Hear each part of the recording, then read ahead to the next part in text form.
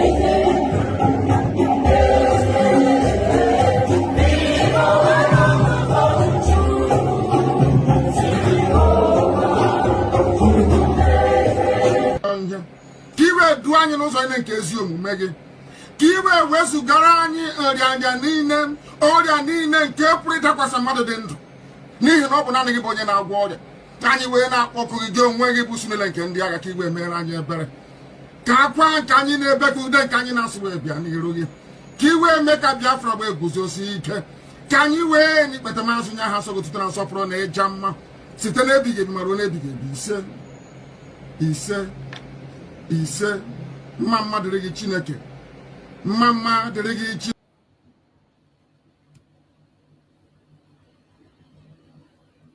Are you still fighting the struggle to have independence for Biafra? We are fighting for independence, not fighting physically with guns and bullets. We are fighting in terms of our agitation. We are fighting in terms of our belief. We're fighting in terms of our consistency to ensure that we are free, because we're not free. As a free people, we can afford to make life better for our people. Right now, we can't do that because of how Nigeria is structured, and because of the very flawed foundations upon which Nigeria rests. You called for a referendum latest this year, November, you said, I think. Yes. If that doesn't happen, what's the way forward? Because the way it looks like the government will definitely not agree to that. Then there'll be no elections in Biafra land. No more elections here. They can put whoever they like in office. They can do whatever they like with their political positions. We will not engage in any political process. You said it's a peaceful struggle, but there are some videos of you appearing in the past, especially abroad, in particular in one conference in the US, where you said you need weapons to defend yourself, you need guns and ammunition. How can we understand that in the context that you're saying it's a peaceful struggle? I'm sure you've heard about the Fulani headsmen killing people all over the place. Have you heard about it? Exactly. So how do you intend to defend yourself against Fulani headsmen without guns and bullets? They'll be killing our people, raping our women, destroying crops in the farms, and no one does anything about it. Is that how human beings are supposed to live? So, and you have the right to arm yourself and defend yourself with arms in that context? Self-defense is recognized even by all the known laws of the UN. Is that not correct? We have the right. If somebody were to barge into this very interview now wielding a machete or an AK-47, are you suggesting we should let them get away with it? You were detained for almost 2 years, from 2015 on, and actually there was no trial. No trial ever happened, and despite several court rulings that said you were supposed to be released, you were not released. Yes. Do you think you were treated in a fair way by the government? Or rather also by the justice system? No, not fairly, because Nigeria is not a civilized country. People behave like animals. They are not reasonable enough. They're not disciplined enough. They are not mentally developed enough to run a transparent civil society. For them, they have a feudal mindset where you have the ruling class and, a multitude of poverty-stricken people who never utters any word in rebellion or to even ask questions about their plight. That is one thing we are determined to challenge. Don't you think you insult a lot of Nigerians with that? I'm being very kind, to be honest. I could have used far more harsher words to describe them. I'm being very kind. So generally you don't think very positive of your countrymen then, obviously? They are not... When you say positive, no, as individuals, perhaps there are a few good people amongst them. But as a collective, this is an absolute mess. And you can see for yourself. Didn't you go through the roads and see how horrible they are? Didn't you see how unkempt everywhere is? How filthy and dirty everywhere is? That is the product of a Nigerian system that is uniquely backwards, even by the very third world standards of Black Africa. That's the fact, and people must face up to it. Well, I traveled in the north quite extensively, and I went to very remote areas sometimes where you would still find Igbo people living there, peaceful together with communities in the north. Don't you sometimes think that you might endanger their peaceful coexistence with the communities there, that they might get into trouble with that? So if they're living so peacefully together, or cohabiting so peacefully as you put it, how come you hear about all those uprisings in the north where southern Christians are being slaughtered and nothing gets done about it? Are you telling me that that is normal?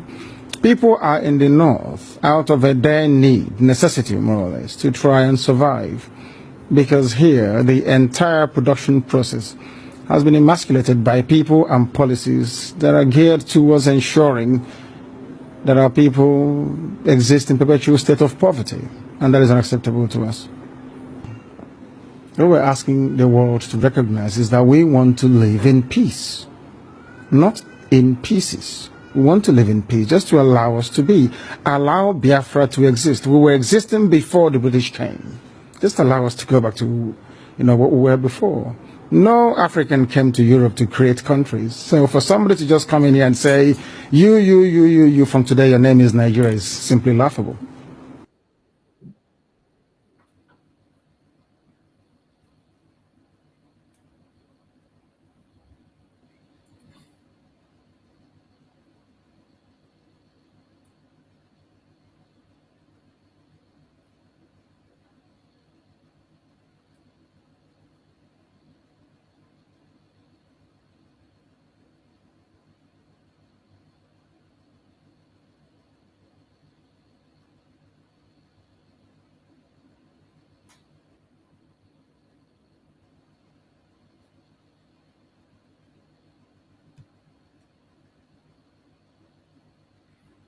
Welcome, welcome, welcome. Thank you for joining everyone that has connected wherever you are. We are here for our evening section And from all indication, maybe the attack has increased, and there's nothing we can do than to do what we are supposed to do to preach the gospel, regardless the situation. So I thank everyone that have joined on this program, wherever you are joining from. I welcome you. I thank you for being part of the program. Like and share to every platform. Share to family and friends. Share to your neighbors. Share to everyone and let them know that we are here to continue to preach the gospel. We will continue to speak. We will continue to talk. We will continue to alert the Biafrans on what is going on. My lovely, wonderful Biafran people, wherever you are, I appreciate you and I thank you. Today, I have come once again to speak. Still on the same program we did in the morning on the same topic, we are going to elaborate more and speak more on that. And it says, who is the real terrorist? That is the question. Who is the real terrorist exposing Nigerian secret war against the innocent? Exposing the Nigerian secret war against the innocent. And we ask, who actually is a terrorist? You know, when we say Nigeria is a terrorist country, some people that do not understand, we think that we just come out and we form words and say, no. Every single statement we make is backed up with evidence. There are facts pointing to that. Every single statement we make, there are facts pointing to that. You can find these facts by your own verification through other media, through other sources. All we take you is just a little research, and you will see where we are coming from, and you will understand that we are not speaking out of hate, but out of concern, calling the attention of the world on what is going on in the Zoological Republic. By the way, wherever you are joining us from, you are welcome. And remember, in this platform, we don't come here to instigate violence. We do not come here to preach hate. We don't come to this platform to attack people or individuals. We don't come here to attack any race or religion. We are focused on the restoration of Biafra and the right of Biafrans to be free. That is where our focus lies. We are focused, and no amount of distraction will affect us. No amount of hatred, no amount of attack, no amount of propaganda or blackmail will make us stop doing what we are doing. Those of us that know why we came. If you think you can be able to stop off by your lying tongue, by your deceit, by your propaganda, your blackmail, you are just wasting your time. We have just started. The battle for the soul of Biafra have just started. And I bet you there are thousands and thousands of soldiers out there who are ready to fight until the last man standing. We came. When Mazen Nandekano made a prayer and said, those who were born for this mission should come, so many of us arose. We came. Without any special invitation, without any payment, without any consultation, we came. And every single one of us took our own assignment. I chose mine, the media. And you that is watching media, you have chosen yours. I don't know what you have chosen. But whatever you have chosen, you that is watching me, whatever you have chosen, hold it and hold it tight. They are going to push lies against you. They will attack you. Your brothers, your sisters will lie against you. They will gang up against you. Prepare yourself. Wear your thick skin. At the end of the day, you'll be vindicated. At the end of the day, you will be vindicated. So, my fellow Biafrans, wherever you are watching this program from, I urge you to tighten up your belt because the battle has just begun. We are dealing with a terrorist country that is unrepentant. We are dealing against the enemies of Biafra, the slave master, who are ready to pay anything to make sure they continue to hold us captive. But as you know, we have reached elastic limits, and they know it. Our enemies know that we have reached the elastic limit. That is why today they are fighting right, left, and center. Look at the case of Nnamdi Kanu, how it is going. Look at the case of our sweeter Nnamdi Kanu, how it is. When you see the case of Nnamdi Kanu, the outcome of what is coming out there, when you look at it, you see it, and yet you don't know that there is danger. It means you're not human. When you see the way they are handling the case of Nnamdi Kanu, yet you are not seeing the danger ahead.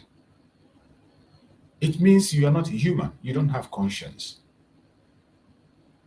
For those of us who can apply our common sense to everything, we have seen it coming long before now.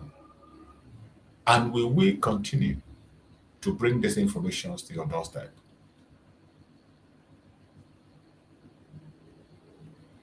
My fellow Biafrans, be strong.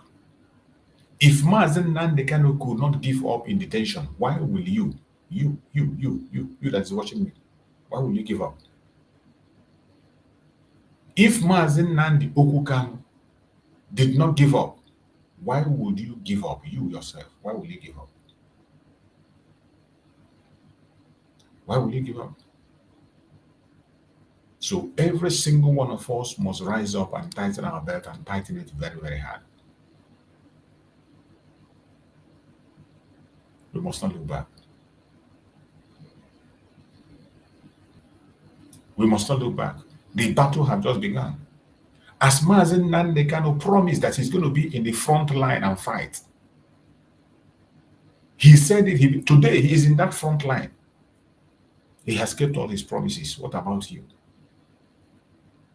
What about you? Even in the face of the zoo, in the midst of the enemies, he is speaking.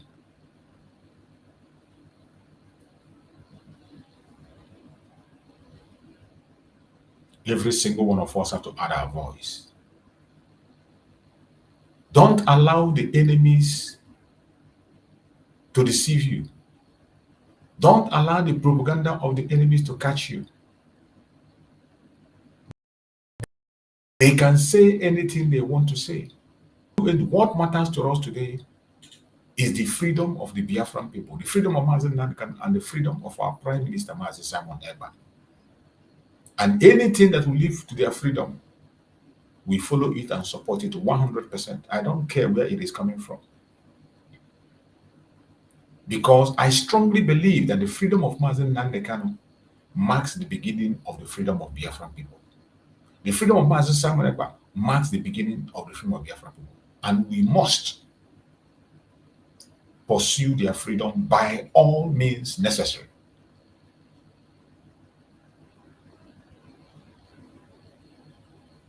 Every single one of us should rise up, stand up, and do what we have to do.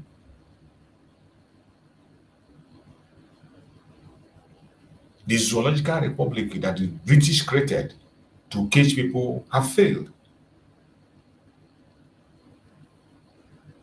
Nigeria is a failed state. The whole world knows this.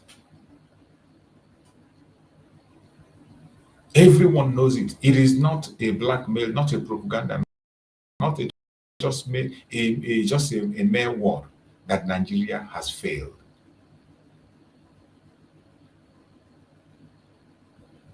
And no matter what you do, no matter how you try to pretend, it has failed. And remember, our supreme leader, Nnamdi Kanu, and our Prime Minister does not support anything called coup, like those of them who are happy. They are talking about coup. If you like, let military take over. If you like, let anybody take over. We don't want to be part of the Zoological Republic. It is final.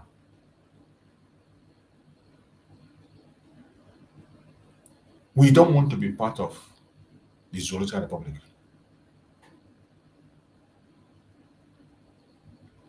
They can continue to cook up their coup, plan their coup, this and coup that. We are not interested. We are not interested. We are out of the zoo and we are out for good. And there is nothing that will bring us back to the zoo. Nnamdi Kanu has made it clear. And we are gone. When he said it, in case they didn't understand it, our Prime Minister went further to conduct a referendum. The Prime Minister conducted a referendum. And in that referendum, we have more than almost 60 million Biafrans voted. And it is not a child's play. And if Nigeria feels that they are not satisfied with that referendum, they should conduct theirs. Let them go ahead and conduct their own referendum. They should go ahead, conduct their own referendum. If they are not satisfied with what we have, Nigerian government should go and conduct theirs. Because we are going out. And nothing will bring us back into the zoo. And gone for good.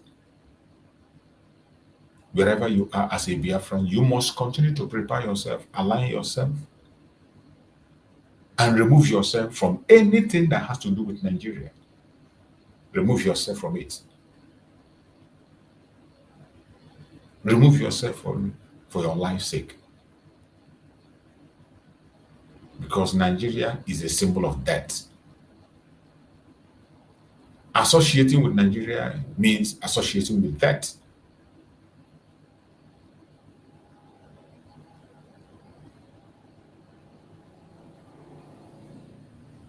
Association with Nigeria is association of death.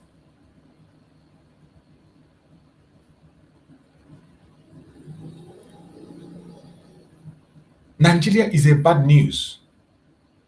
And people in Nigeria has ended up in becoming evil themselves. You heard about the revocation of the visa of Wole Soyinka, and all of them are shouting human rights, talking jabraba, talking rubbish.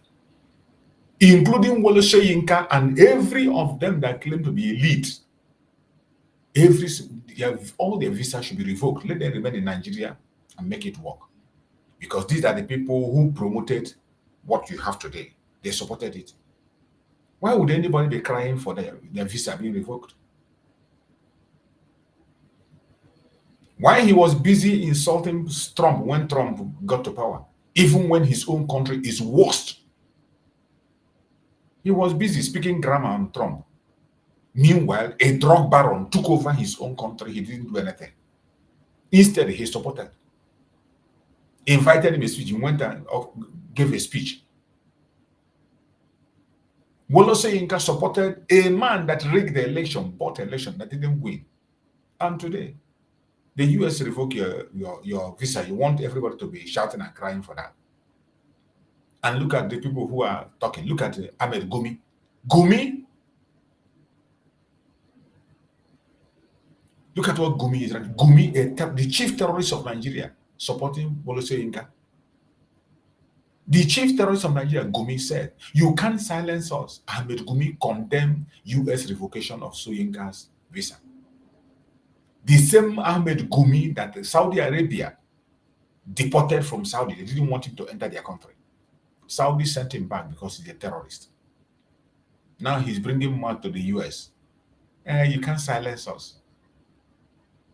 Why wouldn't you support Wole Soyinka? These are people that are also pushing the Islamization of Nigeria, directly and indirectly, because of their tribal affiliation today with the government. Because of their own personal interest and friendship with Tinubu, even though they know he's a drug baron and didn't win the election, he's supporting him. Every single individual that calls himself elite that has a visa to US is supposed to be revoked. In fact, they are all supposed to be banned from entering US. Any elite, anyone that calls himself elite on any level, to an extent, even the businessmen, they are supposed to be banned from entering the US. Yes, all of them are supposed to be banned. It's not supposed to be a topic for discussion because Nigeria is evil. The elites are evil. The politicians are evil. These are people that are feeding from the blood of the innocent. Every now and again, they promote and support evil for their own selfish interests. They were there. Everyone already know that Tinubu is the most corrupt politician in Nigeria. A man who is a drug baron. From drug baron, he smuggled his way into the governance. Stole away the entire wealth of Lagos State and hold Lagos State ransom to today. Was able to buy his way into Asarok. And these people that claim to be intelligent were all there watching. They were all there speaking grammar and watching. The US is not doing enough. The US has not done enough.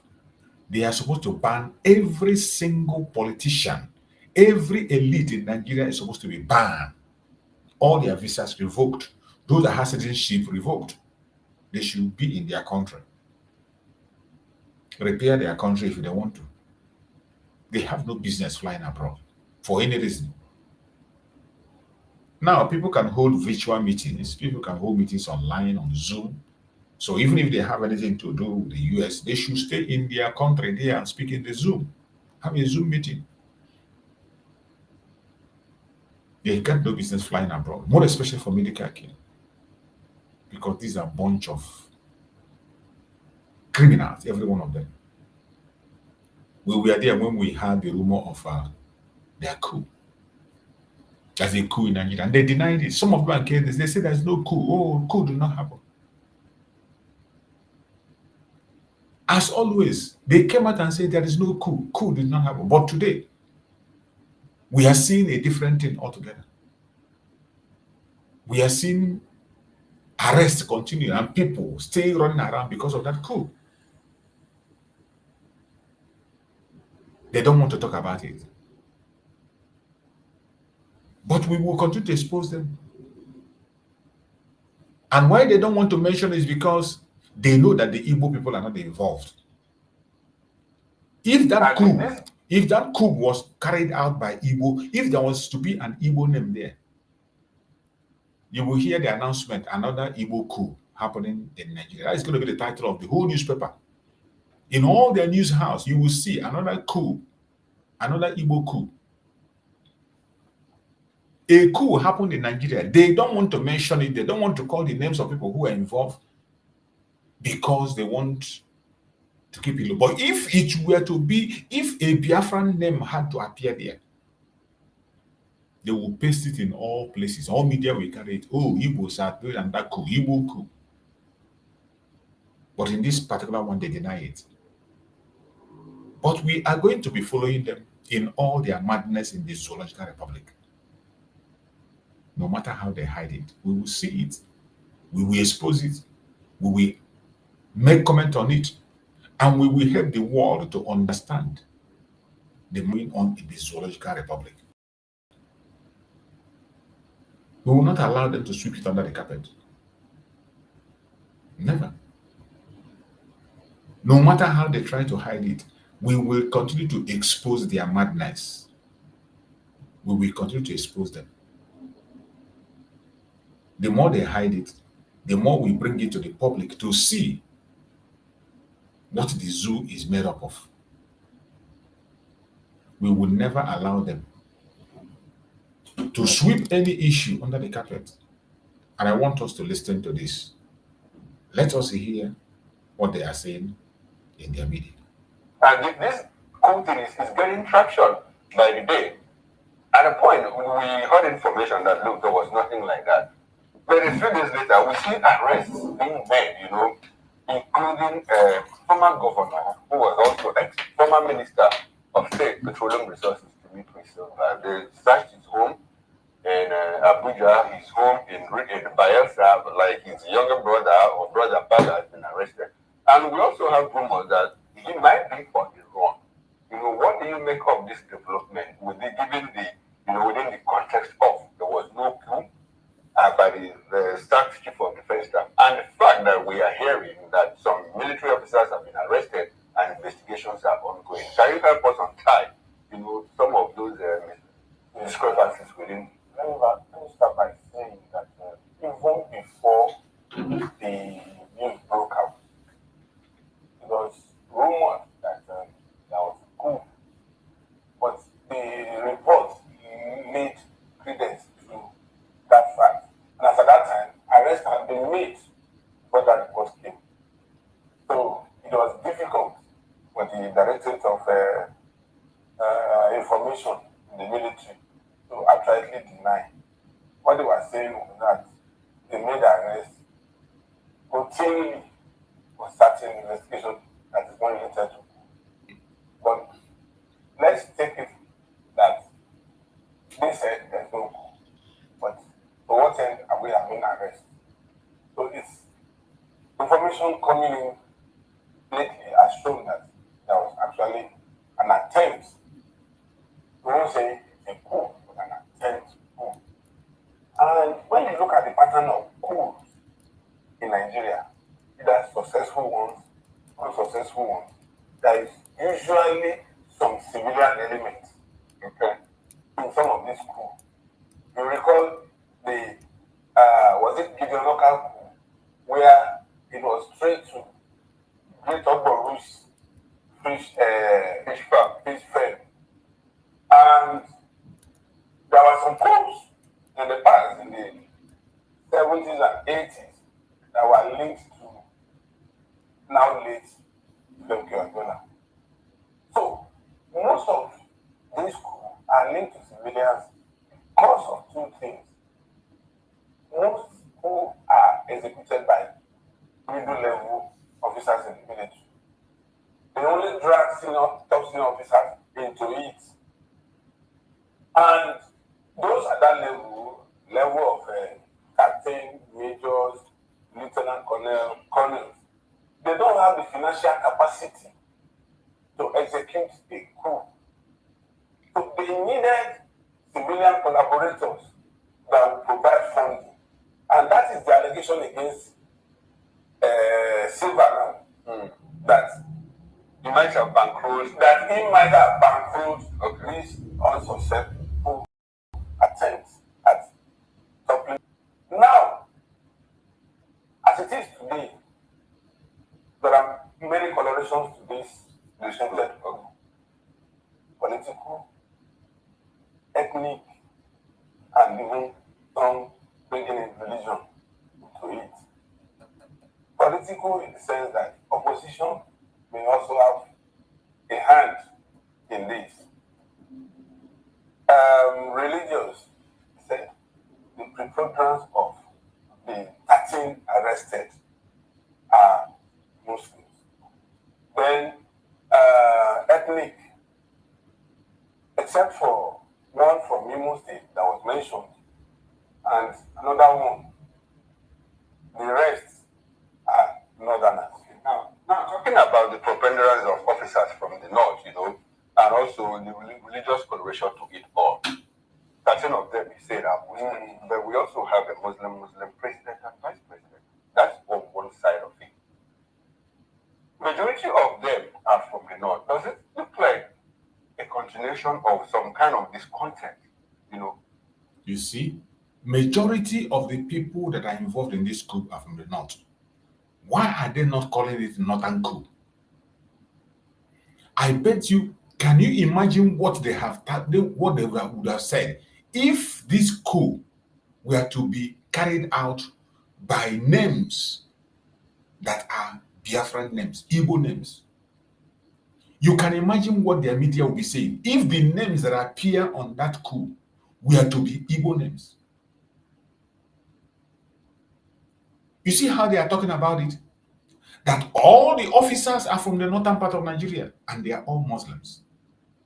With only one, they say from Imo State, and that one from Imo State, his parents might be Muslim. Because we know that many of them in Imo State, they are Muslims, and they are from the north, their parents are from the north. Why are they not calling it Northern coup? And you see how they are dying it, how they are betting it, because the people who conducted this coup. And that is why they don't want to mention, that's why they don't want to publicize it. That is why they sweep it under the carpet. But could you imagine what they would have done if their name were to be Igbo names? Coming from the north against the current administration, you know, the north has been kicking, you know, for the past year, in fact 2 years, since the life of this administration. Since this administration made 6 months, the north has been kicking. You know, you have pushed us out. We have been just changed. You know, we are not getting our due. Does it have anything to do with the political angle to it? Like, the north trying to, there is this on the side what you are raising. The north are still active. An average northerner is not counting the number of years the northerners has ruled since independence. When they want to talk, they will start from 1999. And as if you are erasing history altogether.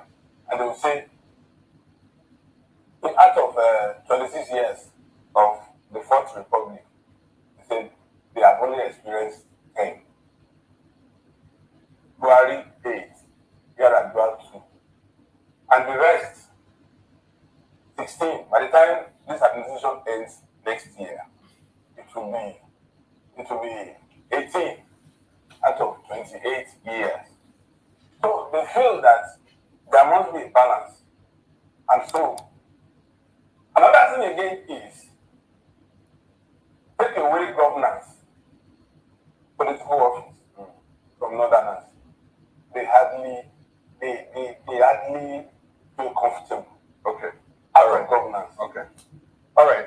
Before we go to our online guests, you know, who have joined us from our station, there's one in Benin City. Let's have their take, Mr. Somi Uranta, on this. The issue of this, what's the reaction? Do you think it has anything to, you know, do with the politics of it? Like Mr. Fanning was saying, is it a north-south divide of the thing? They're not trying to catch up, you know, with the south. And if they do that, how would that, you know, help them in trying to create a balance in the number of years between the north and the south? You know, as for me, when this rumor started gaining traction from the onset, I was looking at it. Then every other day, you see things, activities, actions being taken, you know, to give credence to that rumor, to the point where we are today. But my concern is that in this whole scenario, what is the reason behind it? What would be the possible reason behind that kind of action? That was the next thing. What is really happening? Why are we going to a school when we've gotten that, looking at the political space, the APC ruling party actually have like 30, or by 2026, according to what someone projected, will have 30 governors. In the National Assembly, the Senate to be precise, they have 2/3. So when people are moving over to the party, how come we're getting a plot? You see, when there is satisfaction, I really do not even see see it from the point of view where my colleague here, Mr. Dele Fanimo, was looking at it. I'm looking at it from the area of, you know, the life of the average Nigerian. How have they fared before, now, and now? And I may even want to jump the ship to say that whatever thing that is the cause of it, which I don't want to start hazarding any guess, democracy must come with dividends to the people. And there is no matter. Recently now, I've seen how there's been changes in the security architecture of the country. But that is not, you know, a panacea. It's not something that will stop any action. What we need is a people-focused governance. Nigerians are suffering. That is the truth. So, politicians don't learn any lesson. They don't learn. If you check from what has led to different push actions, from is it the one in the 60s, in the 70s, and all through the 80s, you find out that during Shagari time, somebody said Nigerians are eating from the dustbin. Somebody said it's a lie. But if you look at life then, we're in paradise then. Today, look at the average Nigerian. The 1 naira you with 1,000 naira you have cannot buy you food from a buka by the roadside. So Nigerians are disaffected. So the only way out is for the government now to begin to look at beyond the changing, the tweaking, tweaking the architecture, is to quickly rally around and start giving Nigerians hope, real practical hope that they can take home. Thank you so much for your submission, Mr. Samiranta. Let's take the conversation to Comrade Chris Ojekere, who is a public affairs analyst and a political commentator. He joined us from our Benin studios. Good morning, Comrade Chris Ojekere. Good to have you join today's conversation. Now, what do you make of the particular news that we just heard about soldiers invading the house of the former governor, Sibibre Silva? And just suppose over the fact that before now, Nigerians were talking about the cabinet and how it should be rejigged. And, we didn't really see much coming up. I'm talking about especially when it gets to the ones in charge of the security architecture. Nothing really happened much. But suddenly, during the Independence Day, we learned that we're having to have a low-key, no parade. Some people come up to say that was because there was going to be a queue and all that. We don't really know about it. And the government, or rather the president, have come up to deny such statement saying there's nothing like that. But suddenly today, we're getting another information that someone's house has been invaded. 16 top officers also arrested. And it was on Friday that we saw, a rejigging or reshuffling of the cabinet. Help us actually walk around this place. I'll start like this. This is the price on incompetence and opacity that you can never get to pin down any consistency with respect to information dissemination, for their action. I'm happy that you have continued to use the word there, which is what it is, that it was a rumor. And it says a rumor because the government hasn't given any official, any formal announcement that they carried out that raid. And the man in whose house the raid was carried out, Finipri, we haven't heard from him. We haven't heard from him with respect to all the rumor about the coup or his involvement with the coup. Now, so we are operating in the realm of speculation. When the rumor started, the government official, and now the government hasn't come back formally that there was a coup attempt and that these are the steps that have been taken, which includes this raid. Now, assuming without conceding that there was a coup attempt, why has the government suddenly become a bit of the people's anger and split? That's the question that should worry the government, and who I refer to as the protector boy wanted to take it from. Why has the government become a victim of the people's anger? That's what the government should worry about. Like groups and advocates are planning to shut down the National Assembly. We are told that in the National Assembly there's a threat that civilians are willing to mobilize the military against the government of the state. Why is the government now a victim of the people's anger? You see, government must be and victim. Why should we have this regime? One of the sing songs in Nigeria, which was appreciated by us in Nigeria, is how well we have been able to manage our democracy from 1999 up until 2023. We became very proud of our democracy over 20-something years. Democracy is suddenly under threat.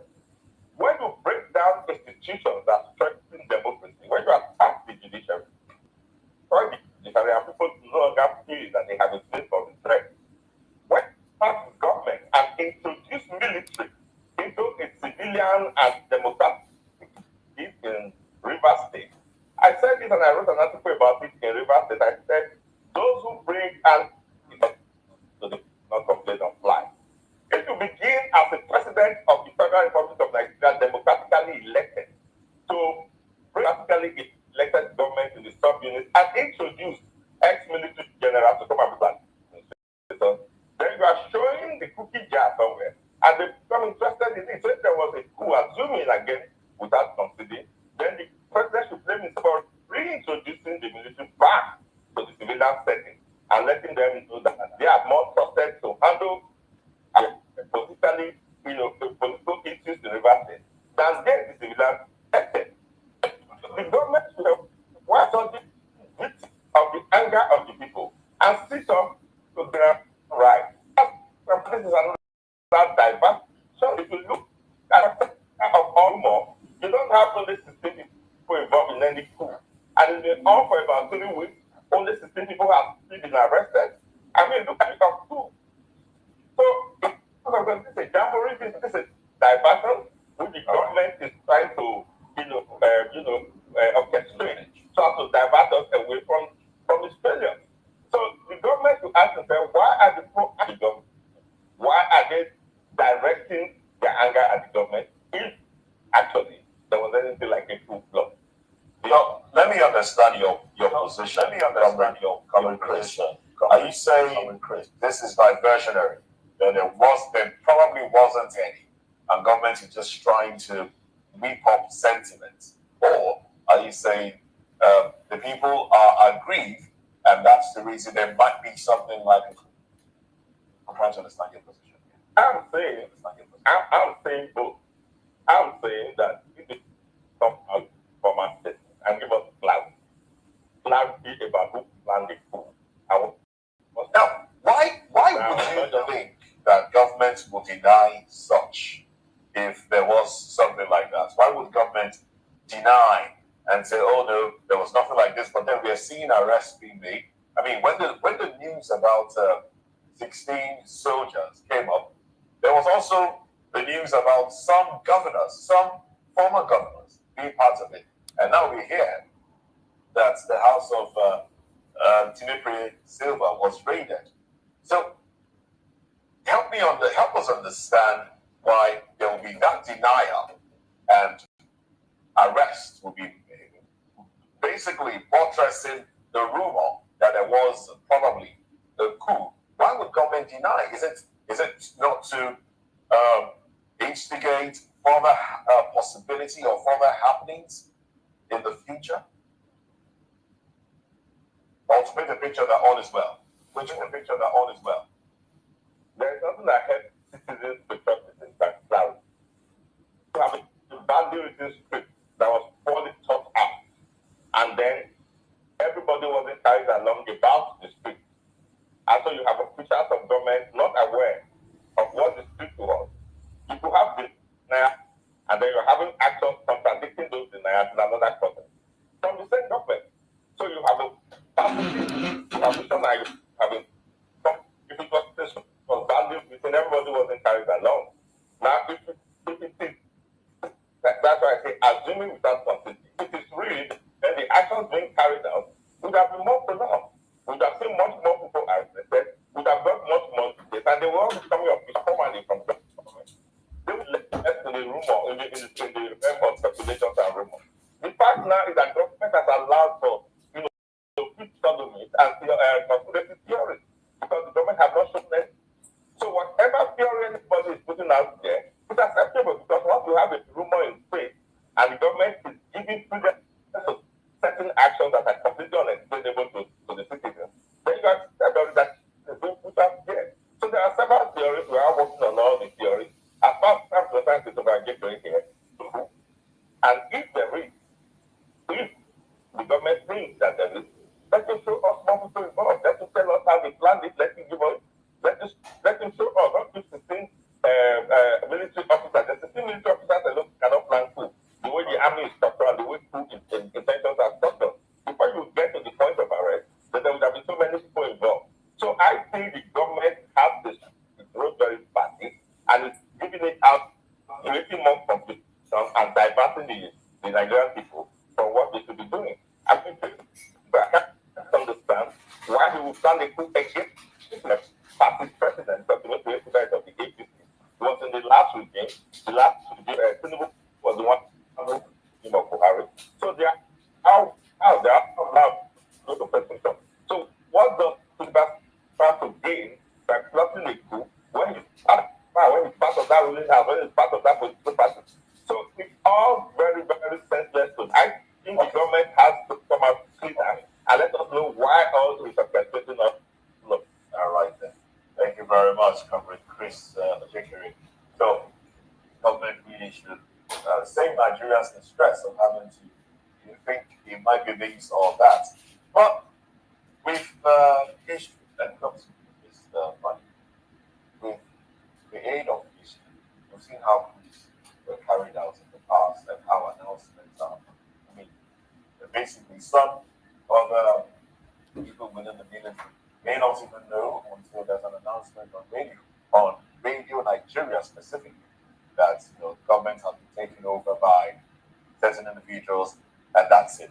And then that's how information is here. But now that we have information everywhere, I mean, you can just get news from bloggers and just Instagram and the rest of them. Do you think coups can succeed in Nigeria? Well, the little I know is that as the forces of the law keep changing the law as much as we experience certain things that are non-part of our culture, the same way the criminals also evolves. The criminal will always evolve once in one way or the other. And so, I'm sure most Nigerians will say because of the proliferation of radio stations, TV stations, that where we do announce that will be effective. But the military will always involve the time and the dynamics of the society. From the snippets we got from reports out there from other sources,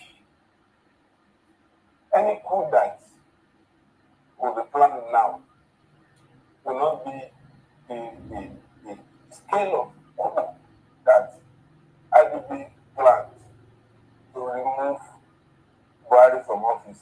No, it was said to be bloodless. Some said Allah's coup and all that. But any coup that will be planned now, because of this proliferation and diverse nature, is likely to result to mutiny.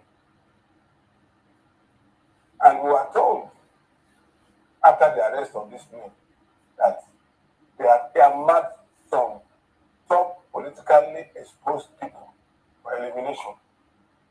And that is bordering on mutiny.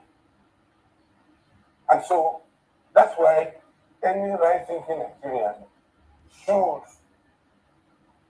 detest and discourage a coup. Because any coup that snowballs into mutiny, mass killing, would already, it's like we are sitting on a keg of gunpowder. Imagine a section of the country planning a coup and targeting another section of the country. Already, the ethnic cleavages had already been established. So we might just see repeats of the Civil War if care is not taken. Right, something greater than the Civil War. And that's not what we pray for now. And that's not what we wish. So it is better for us, as well-meaning Nigerians, to denounce this. Because sometimes you may know the beginning of a crisis. You obviously can know the end of it. Yes. All right, now let's look at information available to us and how to help government act better. Coming to you now, Mr. Baranta. Now, service chiefs were changed. We saw that those that were removed have been given some juicy package. $60,000 as announced, $60,000 medicals, bulletproof car, $6,000 annually, bulletproof car. The previous ones were giving $20,000. Bulletproof car and all of that. Now, with the information of how a certain part of the country is involved in this, we've seen the chief of defense staff being changed. Some have said, it's the president wants his own kinsman there to protect his interests, which of course, I mean, it's not out of place if you feel there are threats to your reign. Is this the end? Has this been nipped in the bud? Is there a possibility that there might be something else? What can government do to ensure that the people are not, aggrieved to the point where they will call for such? Because during the hunger, the protests, end bad governance, people were calling, Algerians were calling the military to come and save them, which of course is bad taste. Is this the end? What can government do? Is it too late for the government to redeem itself? And I would like, as you respond, I would also like Comrade Chris, so questions that. In our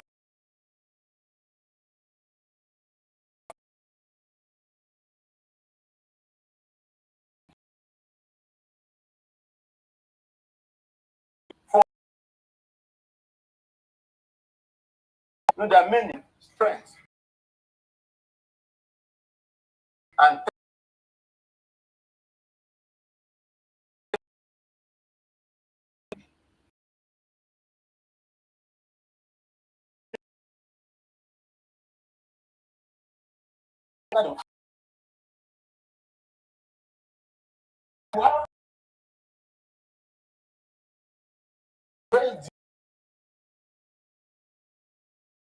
governance is you can talk people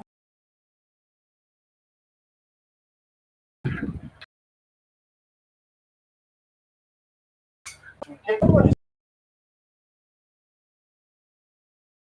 to that.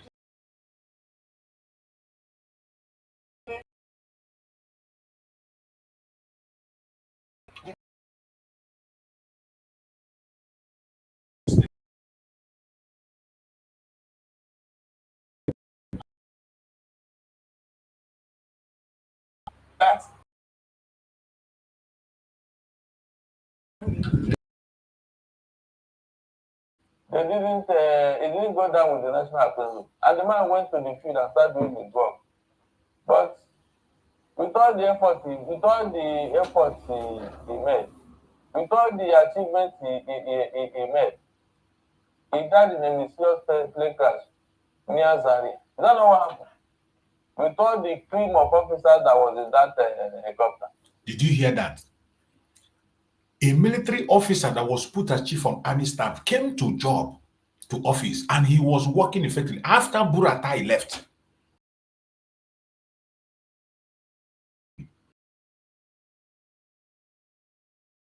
Went ahead to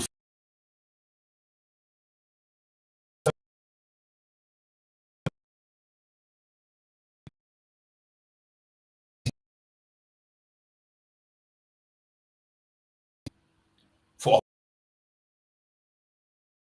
officers died in that crash. Nigeria eliminated Boko Haram. Some of you have forgotten. It is their own media. Up to today, nobody told us what happened. Because I know it was the sabotage. It was a no-nonsense general. It doesn't take any nonsense. Going to do this work. And they promised that you are going to finish this guy. And he was doing it. Are you not supposed to encourage such a person? You're not supposed to make sure that such a person is giving all the support. But how he died. And nobody tried to investigate what happened. So that will tell you what I'm talking about. We don't have generals again. We have Exactly the point where we don't have generals. So how does that help us in the war against insecurity? Ask the government that is doing all these things. Okay. Somebody is having a problem and you have to come to help him solve that problem. And yet, he didn't give you support. Does that tell you that the person wants that problem to be solved? Is it not the federal government, the government itself that will give the military all the support? How come they are doing what they are doing, rehabilitating terrorists, dining and whining with the same terrorists they ask the military to go and fight? Exactly. I'm happy that you brought us to this point once again. Oh my God. Now, Barrister, how can we utilize these militant terrorists? Because some of them, they know the terrain, of that area, the forest, the hideouts and all of that. So shouldn't we use them, with our soldiers? No. You don't need to. Mr. Kokoro, listen very well. Why do you have satellite? With satellite, you can pinpoint even a lizard that is crawling on the floor. A lizard in that bush, you can get it, you can pinpoint it. With your satellite in the air, you can pinpoint anything. Know who is where. Is that not true? Barrister, we have tried that several times. No, you didn't. Barrister, we have tried because our efforts, we have lost civilian casualties. No, collateral damage. It's a lie. It's a lie. Hold on. When these guys are going to the war front, they don't go with their victims now. All the people they kidnap, they don't go with them. They come out to fight on their own. So all their victims are at home. You don't tell me that they always carry this as human shield. No. Barrister, there are a few occasions when the Nigerian Air Force have tried to bomb terrorist hideouts and they ended up bombing civilian population. I don't believe it. Okay, you don't believe that those things it was not a mistake. It wasn't a mistake, it was intentional. The last time they made a mistake was when they bombed somewhere in northern Kaduna, where the Fulanis are mostly occupied. And everybody was running around, going there to beg them. The House of the Senate even donated their salary for them for 1 month. Is that not what happened in this country? Everybody was going there to beg them, to placate them, because the Air Force made the mistake of dumping down bomb on them. And even at that, I don't think it was a mistake. Okay. It wasn't a mistake because exactly the point now. So if we rely on satellite and that, and we have collateral damage, what end is the use of that satellite? No, it's not. Look, it's when you want to do something, you blame it on mistake. But what I'm telling you that those things were never mistakes. Okay, they were intentional. Yeah, they were intentional, but they will term it as a mistake because there must be a reason. There must be a reason. Look at how the government and everybody rallied around when that thing happened in Northern Kaduna. Is that not a fact?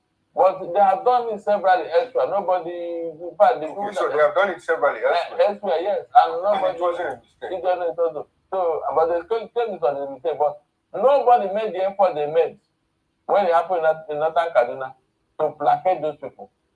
I remember the time Buhari wanted to leave for medical. The bombing happened like today, 2 days after Buhari jetted out for medical medical attention. And so, why would you call it a mistake on that score? Is that a mistake? What did they do to those people? Because they are from a different tribe or whatever. Is that not what happened?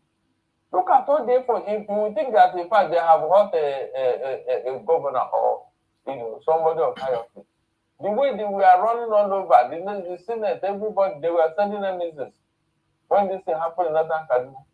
And the people that occupied that place, literally begging them to forgive. So most times, this thing, if it's properly interrogated, it's not possible. You know that when they don't want to act, they will look for one excuse or the other. The Tukana jet, how many times are they using? So that will orchestrate you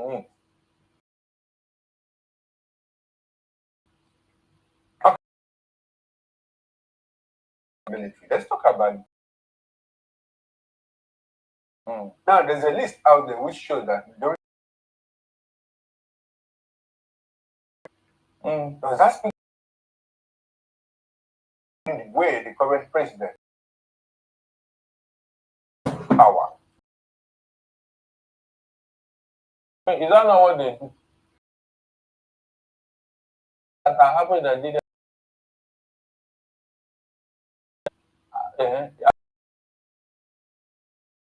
That happened balance school and all that. And that's what they are. What there was of cabinet. In fact, it was and not it for the coup. And the government that of it. Support me to it's a support and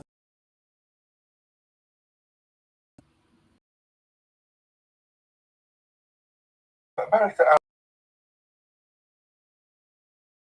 has been very valuable and the APC. We don't want president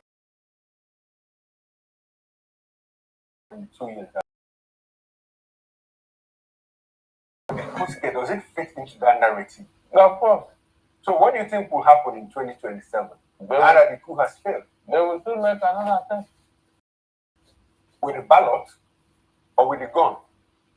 With both. Okay, no, Barrister, you never can say. No. Well, let's talk about the ballot. Let's leave the gun. The ballot is already settled. Tinubu will not get the number of votes he got in the last time from the north. He will not get it. They have told him. And so they will try the other means. That's why I keep telling them that, look, it's not about reshuffling your military chief and all that. It's about good governance. Okay. Yes, but what constitutes good governance? Most of us, we can sit down here and criticize Tinubu and then, challenge him. But when you talk about good governance, operators of this government have always said that, look, if you look at the numbers, that the current president, Bola Ahmed Tinubu, has done more for the north than the south.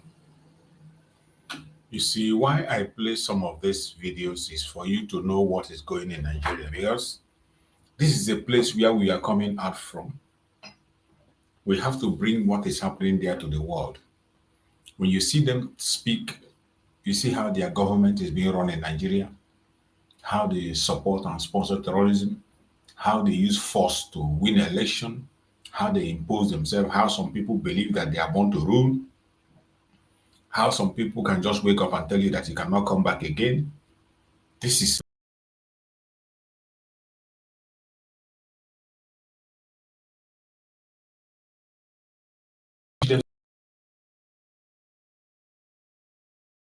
different.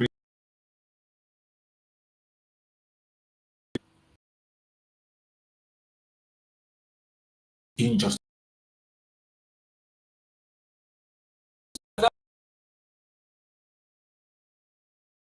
Europe. What is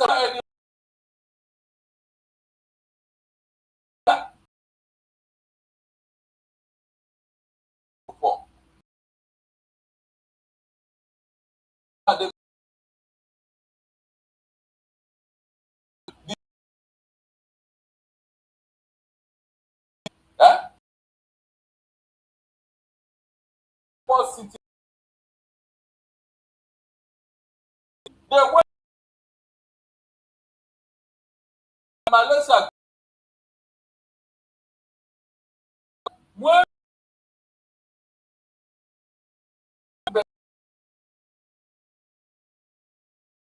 you will never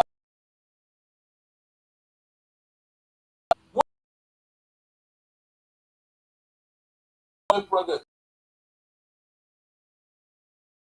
Another time. To them. Look at literally will not that you know you can see how much all over the point. You are on one program, you will never draw you back and are fighting you. Do that. Is that somebody that are running? How far have they? The answer is that you are asking.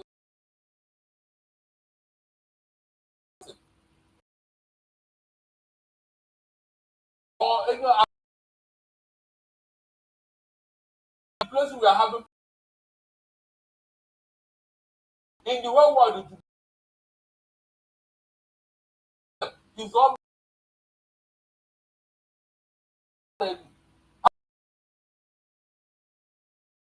in Canada. But all this is foreign with some people. So that's what they do. It's not bringing. What is absolutely true? That is referring to us.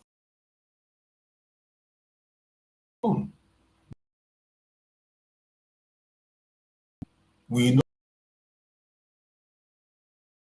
they terrorize themselves.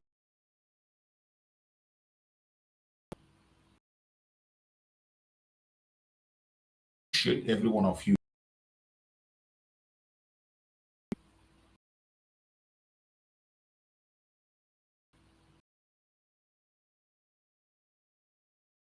for all of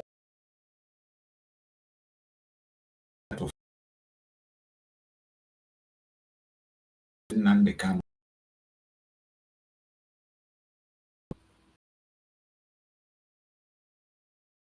The zoo is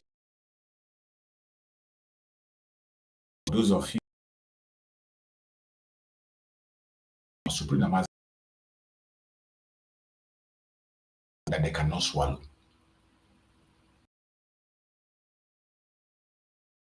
They cannot swallow. And I bet you, as the day go by, you will begin to understand. Before we close this program, I want us to listen to this. I want us to listen to this information before we close the program. Let us pay attention to what this man has to say. Very, very important. Let's pay attention and hear what this guy has to say. The kind of case is not the kind of case you would like to dabble into. Take your own decision and maybe give a verdict. If you do that, one, there may be international backlash on you. There may be national backlash on you. That might also be a professional backlash on you. And like I said the other day, when I was trying to give my advice, because I said I don't. I said just some Motosha still relatively a young man who has a lot of future at the bench. In fact, God willing on his side, he might reach the Supreme Court. But this Nnamdi Kanu's case has a propensity of either destroying a judge or elevating a judge. I mean, either way, you can choose any of the options. Because remember, Motosha is not the first person that this case was assigned to. The other judges were assigned to who refused. And like I say here most of the time, that when judges who go for election tribunal where politicians destroy judges anyhow, they're like through bribery. I keep on saying now that it is voluntary. If you want to go, you fill the form and say, I want to go to election tribunal. I told you, any judge who is going to election tribunal, is there something he's looking for him or he's looking for something? So, because under recent judges may not like to go there. So, any judge who dabbles into Nnamdi Kanu's case must guard his lions very, very well. You must guard your serious. Because while you are discussing a case in court, the same case is being discussed in the hallowed temple of politicians in Russia. That's right. It's being discussed in the hallowed temples of politicians in the United States. The same matter you are handling in court. That's why I say, whichever judge wants to take up now, they must be extra circumspect what he's going to do. Did you hear that? That message is expressly delivered. Everybody to meditate over. You can go and watch it over and over again. The case of Nnamdi Kanu is a bone in the neck of Nigeria. Likewise, for every lawyer that will handle the case of Nnamdi Kanu, the case will either make you or destroy you. The case of our Supreme Nnamdi Kanu will either make a judge or destroy that judge. We are watching a motor show.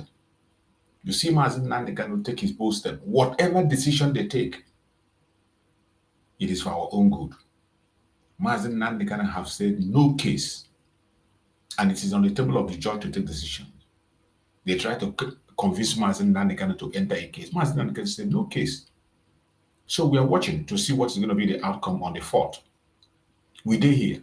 We are going nowhere. I appreciate everyone that have been with us on this program. May Chukwu come and protect you. Thank you so much for your support. Thank you so much for sharing. Thank you so much for liking. May Chukwu come and protect everyone that have participated. And we pray that Chukwu will guide and protect our Supreme Leader Nnamdi Kanu and our Prime Minister Simon Ekpa. I appreciate every one of you once again. Thank you for being here. No weapon formed or fashioned against you shall prosper. No weapon formed or fashioned against our leader shall prosper. Thank you and stay blessed. Good night, everybody. See you tomorrow morning by the grace of Chukwu Kabiam. Remain blessed. Nigeria don't enter one chance, I swear. Now go with the go so. Yes, men, they kill us every day, but them busy, they campaign again. After they failed all the promises they made, oh, them they praise themselves. Why the masses were supposed to give them the praises we they are they run to? Move it out. I blame it on the religious leaders. I blame it on the traditional rulers. People were supposed to fight for the people, they don't compromise. Shame on the rebellious brothers. People will cry with us to ring answers. Today them don't join those oppressors, they eat jollof. Something on the smell of. Very soon now we go perceive them. We have up where this government they cause my time bomb. It go soon explode. Revolution they come more. It is very close and they feel more. When the power of the people we triumph, the power of the people in power. They don't even care, they don't even send. Say the people they die of hunger. Hungry dog is an angry dog. One day you go bite the owner. Idle man is the devil workshop. Many youths for Nigeria no good job. And the country the youths got no future. The country is gone, that's on period. Move it out.